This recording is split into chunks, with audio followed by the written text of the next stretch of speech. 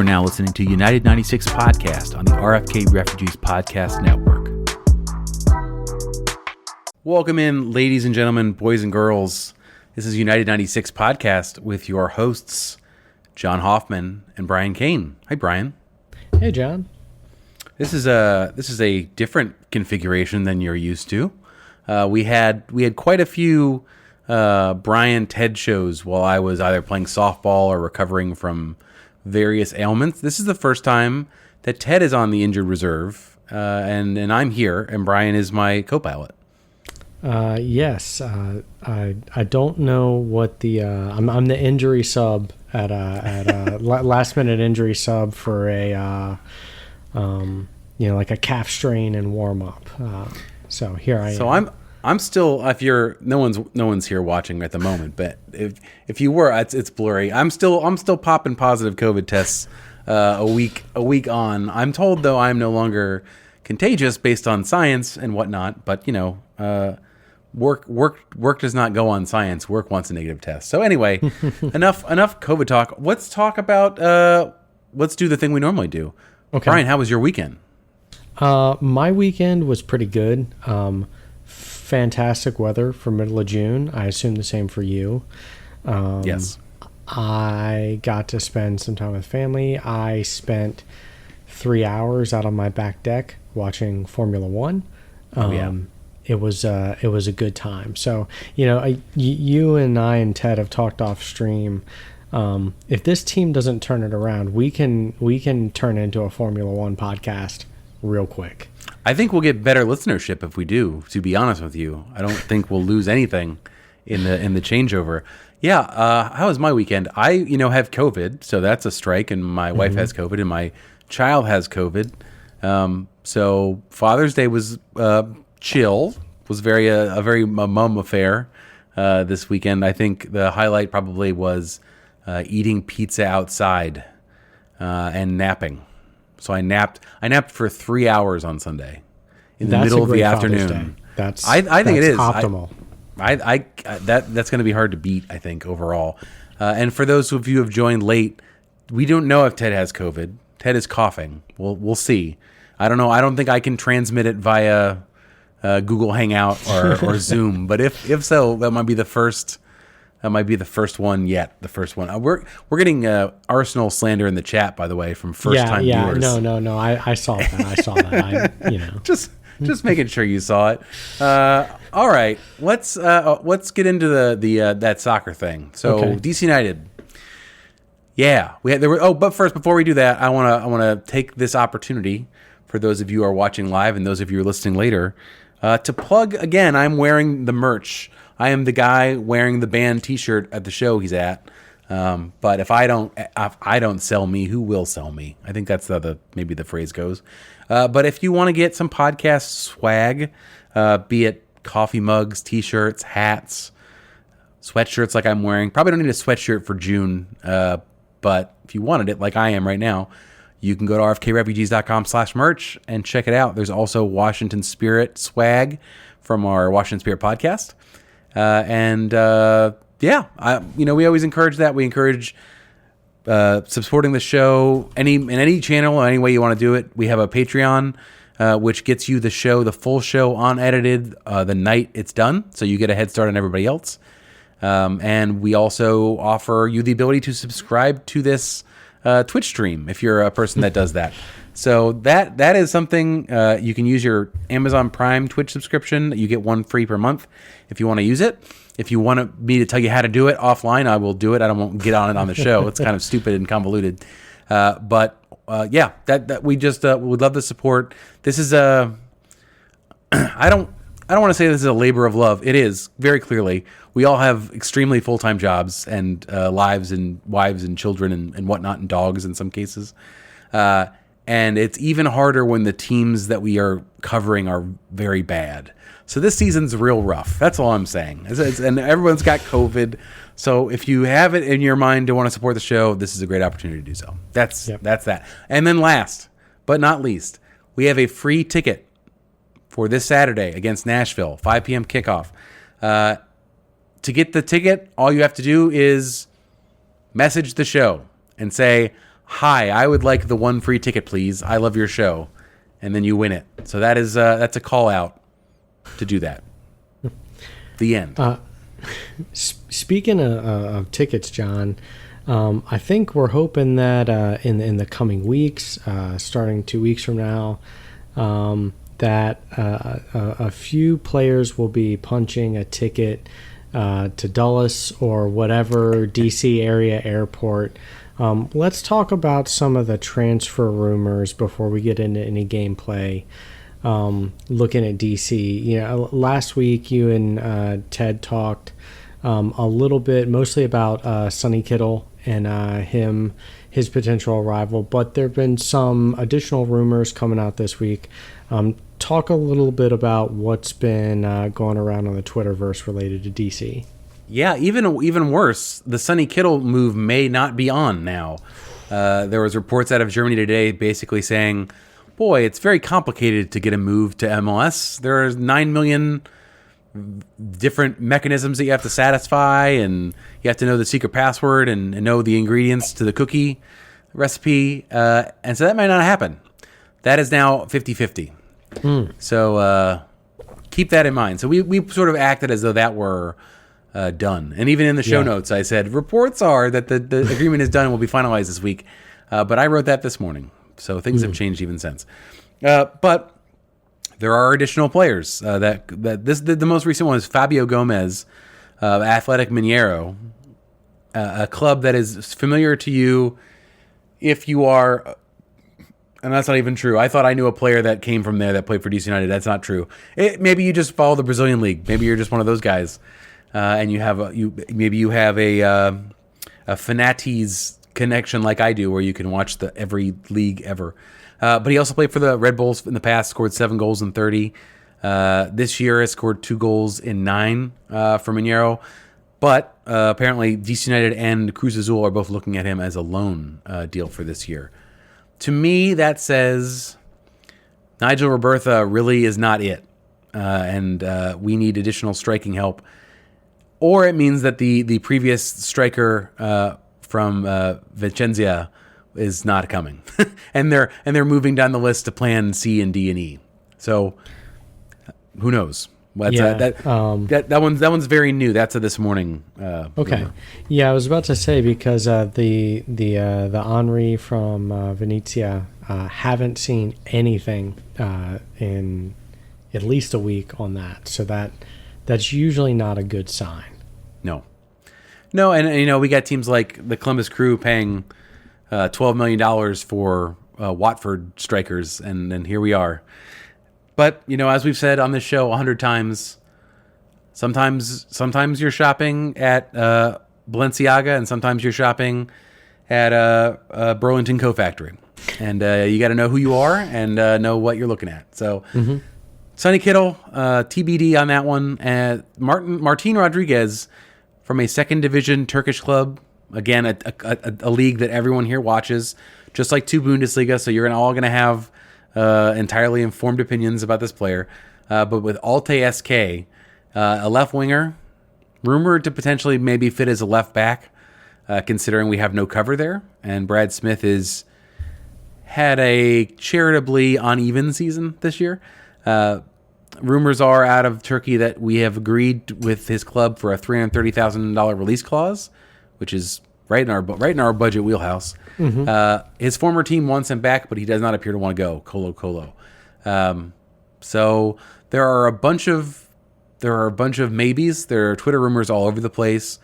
I think a lot of people have said like they would prefer, active Twitter rumors to nothing, to just sort of like surprise if anything does happen. So what do you feel about that? Do you like having DC United's name in and amongst all these players that you don't know, but at least says that they have a realization that this team needs new players now? I like it a lot better if the headline includes the word like talks underway or has communication with agent, not just sort of a soft linkage. I think there's a lot to be said for the positives and negatives of what you see on Twitter. I'm getting a little Arsenal hate in the chat, but I look there and they just with no communication signed somebody this week. Went from never having heard of somebody to he's on the team. So I think it can go both ways, but I think when you start hearing DC thrown around, and that not just, hey, a player is linked, but DC's reaching out, making contact with the team, an offer has been submitted, a bid has been submitted, those sort of things that you hear a little bit more from other teams. When you start hearing more of that, that's when I start to perk up. Outside of that, it's slim pickings, and I really just want this team to do something, because what we have is not working. Speaking of that, there was a game that we all had to watch. Are you sure? This weekend, I am fairly certain that there was. There were no shots on goal registered, so it's sort of like a tree falling in the forest situation. But I can be assured that I watched 90 minutes of something. DC United visiting Chicago Fire SC, I believe, is their now full formal name. Okay, it's very important to get it right. 1-0 loss. Once again, there was I think there. So since somebody had said it, so since DC United decided to prioritize the league over the Red Bulls in the Open Cup, they have 2 points from a possible 12, which is not great. I don't even think that actually counts the Open Cup loss. So that's technically could have been 15 points. Anyway, as I said, no shots on target. It's a challenge to win the game when you don't have any shots on target. Stats are stats and tactics are tactics, but I think that one holds true. It's very challenging. You can, however, get a 0-0 draw with no goals or no shots on target. We've seen that has happened in the past. But just as a overall, we're not going to get too deep in a game in which DC United was unable to get a shot on goal. But my general interpretation of the game was there was no cohesive attack, no ability to do any build-up play, no ability to maintain possession. There was ostensibly more danger in the second half. A grand total of 0.87 XG for DC United. I know a lot of our listeners hate expected goals, but when you don't score and you don't get any shots on goal, there's very other limited metrics to talk about your offensive effectiveness. So we got to do what we got to do. Birnbaum missing a header in the first half is probably pretty big, but that is unfortunately becoming a really common sight. The man has lost his GPS for goal on headers. He used to be pretty good at it. He is no longer good at it. It's just not good anymore. And DC United had a higher XG in the second half, more than Chicago, even with Chicago scoring the goal. But I think that was most likely due to the fact that Fabian Herbers scored a header off of like a Schross, unfortunately. So I think that might be why they got undercounted on the XG. It shouldn't have gone in. It just happened to. Mm-hmm. Were you able to watch the highlights of that game by any chance? I did catch a little bit of the highlights, but did you see that goal go in? Yes. Did you have any problem with the way Romo defended it? I maybe it's I don't know. I have so many problems. I'll be honest. I didn't pay too much attention to his defending, but it sounds like maybe you have a position or a thought on how there was just there were a lot of Twitter conversations about the goalkeeping situation becoming even more and more dire now.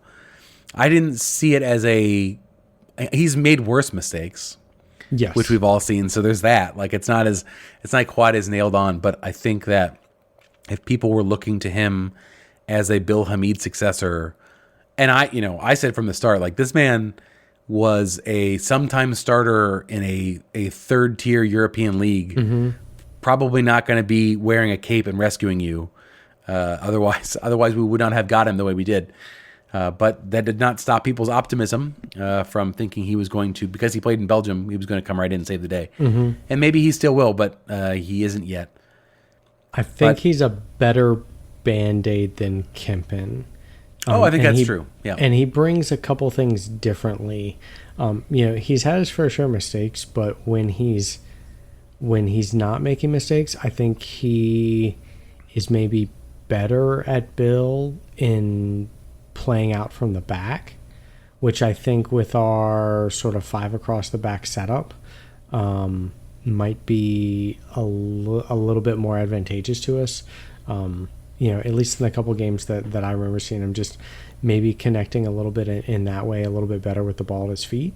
But I've also seen him make a number of mistakes from that place, from that position as well.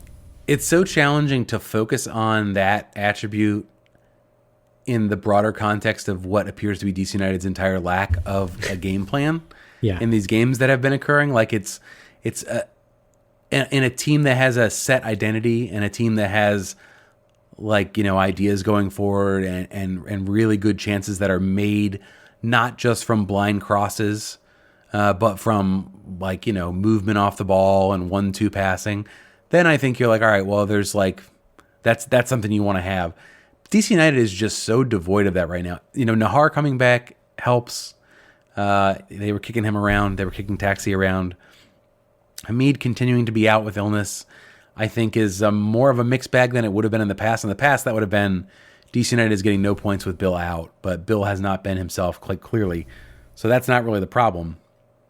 Taxi played a full 90 for, I think, maybe the first or second time since he's been here. He had back spasms, which people have speculated was just him not wanting to travel for a Greek national team game, which would be wild. But yeah, I'm just very concerned right now what this team is planning to do. Like if I'm watching that game again, I'm not going to. The once was plenty, but I just couldn't see what they were trying to do necessarily. Like it seemed excessively conservative for a team that they were playing, a team that hadn't won in 10 games with the Fire. So this is a wooden spoon competition, and you're setting up with a midfield of Jafal, Durkin, and Skundrich behind 2 attackers. It's just it boggles the mind, really. They didn't have Flores available. Not necessarily that Flores is a benefit over any of these players, but Flores was not available. Still rumored to be finalizing a transfer. Griffin Yao not available. Again, Westerlo is the team that is apparently looking at him. So there weren't a lot of options from the bench, but that midfield, I'm not as big of a Jafal supporter as Ted is, or a lot of people on Reddit are, and that's fine. I think that's, I'm tending to be more of a skeptic with rookie players than a lot of people. I think a lot of people want to be very optimistic about rookies, whereas I will do the exact opposite. Sorry, COVID's still here. I will assume they're going to disappoint me until they prove otherwise. But this was the bench for the Chicago game: Alfaro, Canales, Robertha, Estrada, Smith, Kempin, Hope Gund, and Hopkins. Hopkins did not appear. He was the only attacker that did not get in the game. Kamari Smith, once again, just getting way more appearances in MLS in 2022 than I ever thought was possible. But, Michael Estrada plays 6 minutes in a game where you're chasing a goal. Like, obviously, we're right. You and I are right about this player. He ain't it. Like, clearly, if this is a prime opportunity, if you're only attacking player on the bench and he gets 6 minutes, not great. Robertha gets 20 minutes, does nothing. So there were no game changers necessarily on the bench. So I guess I can give Chad a little bit of a benefit of the doubt there. But I would maybe say Jackson Hopkins in lieu of Drew Skundrich, just to have at least one more player that's got some ideas out there. It's just a struggle to watch right now, and wonder what this team is planning to do. Yeah, for all of the things that have come out with Hernan, post the team letting him go, I think what's become really evident was Hernan was capable at times of getting more from this team than the sum of their parts. And, I think you look back at the first couple of games of the season and we didn't perform well. Performance has not improved since then. No. You brought up Jafal. I look at central midfield. So I'm going to transition to a little bit of a personnel discussion.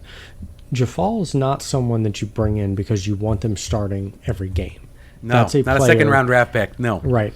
That is someone that you bring in, that you see promise in, that you bring in the 60th minute when you're up 2-0 to get some game time experience, or you bring in the 70th minute when you're down 2-1 and you need some creativity in your midfield. Not somebody who starts and plays 90 minutes and is meant to carry the team. And I think that transfers in different skill sets to Durkin and Skundrich as well. I think Durkin would be a good starter along somebody really strong. And I love Russ, but I don't think we're seeing the best from him this year. Nope. That midfield core is weak, and what that has done, especially with Nahar being out, has made us very one-dimensional. We create chances through Gressel down the right. That is how we create chances. And if that isn't ticking, and I think Gressel does his best work when him and Taxi can play off each other through the middle, when Taxi is able to play a little bit deeper and not relied upon to try and be up front scoring goals, to be a little bit reserved and creating chances. That is when we've been our most effective this year. And if that doesn't click, nothing clicks, and we're just really not doing much. And I think that's been evident is, we're not getting we're not getting more than the sum of our parts, and we're barely getting the parts that we do have to work in the way that they should. Yeah, I think that's right. It's not a matter of. I think it's a couple things. You mentioned Hernan and sort of getting to be able to extract a little bit more than what you thought you'd get, and that was usually through fitness. That was at least that's been his narrative before, during, and after being with DC United. It was like, I have the players I have. The only way we're going to compete is by being able to be outfitting them. We're not doing that now. We're not running anyone down anywhere at the moment. The press is non-existent. And the midfield is weak from a roster construction perspective. It's weak from a tactical perspective. Taxi is being relied on, as you say, to do more than maybe he should be doing on a good team. It's just really tough right now. You keep coming back to the quote, and we're going to get to her in a second, that Lucy Rushton gave during the dismissal about that this is a playoff caliber team and we expect to make the playoffs. And then we get linked to like 7 players in the July window, which would be more. If half of these come through, it will be the most active window since a year before RFK was ending. And that was a while ago now at this point. So which is it, right? Ted and I were talking. I don't know what we were talking, but basically, and we'll get to this now. So Lucy Rushton had an interview on Pitch Pass with Roach, a woman we've tried to talk to on this show for years and have now just given up. So we're just gonna talk to her via podcasts other people are doing. But 2 really big things that came out. Taxi was already being pursued prior to her arrival, which goes very counter to the narrative that is both, I would not say being encouraged by DC United, but certainly not being dissuaded that like Lucy Rushton is like the new player finder of DC United, and anything good that's going to come is going to be through her analysis. And it's not Dave Casper, it's her. So that in that case, that's not going on. And then Roach asked the question, sort of like, and I think a good one, and one I have all the time, about, okay, we're a last place team. We now at least have a training center, not practicing at RFK. It may not be the best in the world, but it exists, so that's an improvement. We fired a coach. We're in an interim situation. Like, how do we attract players? Like, what are we doing to attract players? And she said, our weight room is really good. It's world-class weight room, and the facilities are good. And players are intrigued at being a part of a rebuild, which my antenna went up on my head when she said that. And I was like, no, they don't. Not good players. Maybe if you're 34 or 35, maybe if you're Wayne, no, not even Wayne Rooney. Like, the things that make players excited are money and opportunity, or maybe using this as a platform to go make more money and have more opportunities. Certainly not saying, hey, yeah, we might be on our third coach in 12 months at the end of this year, and yeah, we're in last place, and yeah, we're looking to change out about 5 of 11 starting lineup positions here in this window. But yeah, no, you should. Everything's very stable. Everything's very good. Promises I make today, you can hold me to, because clearly we're on a very even keel right now. Yeah, I just walked away from that interview just feeling like I'm not super confident about the narrative that we've been fed here as a fan base. Like, yeah, we may have lost our non, but the plan is in place, man. It's baked in. The analysis, the players that are going to come are going to fit right in, and we've done our due diligence, et cetera, et cetera. You haven't had a chance to listen to that, so all of that is from me right now. But what's your sort of takeaway from at least the taxi thing? What's your thought there as I'm telling you that was not a Lucy find? I think maybe surprised, maybe just because we've had so many Casper call-ups that haven't hit. But the rebuild thing actually hits me a little bit harder because I feel like maybe that's an easier thing to get behind when you have a new, young, exciting coach. I don't think you can talk about rebuilding until you've got that new figure. There's not a player, there's not a DP that's coming to DC United to follow Chad Ashton to start him, right? Yep. And she brought that up too. She called him like she didn't say world-class coach, but she had very high things to say about Chad as being like, yeah, who wouldn't want to come play for this club? And I know she's selling, like she's got a job, right? Yeah. But anyway, continue. Chad's the guy you bring in when your coach got hired away because he did such a good job with your team that another bigger team wanted him. He's not the ideal person that you want to say, hey, we're underperforming. We've completely changed the look of our team. We have no structure. Come in here and get us to the playoffs. Yeah. And he's certainly not going to draw players here. I think, I don't know, as you or Ted tweeted earlier in the week, if Columbus can pull in somebody from EPL, what can we do? We're the largest Premier League market in the country, but we can't get anybody to come to DC. And I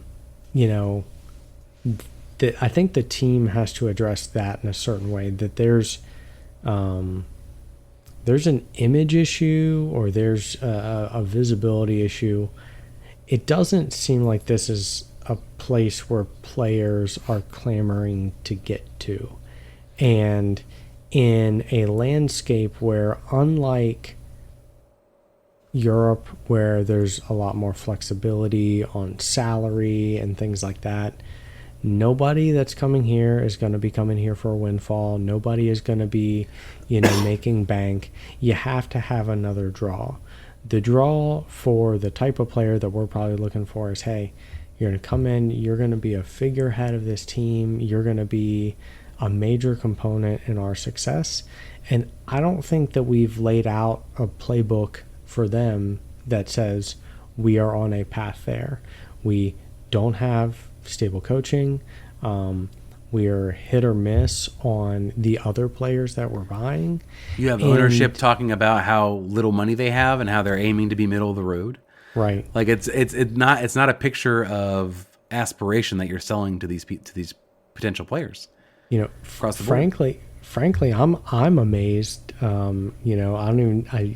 isn't in the show notes, but I'm amazed that we're being talked about for the All-Star game. That was a surprise to me. Yeah, I'm curious. Usually that's as a SOP, right? If it's on a new stadium, there's like the league will do you a solid. They haven't been there since Audi Field opened, so Maybe it was just our turn. Maybe it was already in the cards. Maybe this is comeuppance for Baltimore, DC, not getting World Cup hosting. Maybe so. Yeah, I talked about the Crew, and I neglected to mention the ownership of the Crew being the Haslams having a lot of money. That's how you overcome being in Ohio as a destination, right? Like money, that'll do it. DC United has not a lot of money. They have a good location, but they're never going to win heads up against Miami or LA or New York. Just not gonna do it for a player that can go anywhere. They won't choose here. Yep. So you have to be a winner. You have to be a winner with like an exciting coach, and you have to be a platform. Blade Swartles here says in the chat that Lucy misconstrued players being excited by the prospect of a rebuild project versus the opportunity being talked about as a central piece. That helped bring a team up from the bottom, which plays into what John was saying about the players using it as a jump-off point to somewhere better. It certainly didn't hurt Lucho for that 3-month period. Yeah, you've got to be a team that's cooking on all cylinders to be that temporary shop window. And right now, it's a hard sell, I think, to any player. Taxi is not using this to come up somewhere else. He's using this as this is his payday. This is his chance to be the guy, and he's enjoying that so far for however long he's here. But it's not to move to Arsenal next. That's not what's going to happen.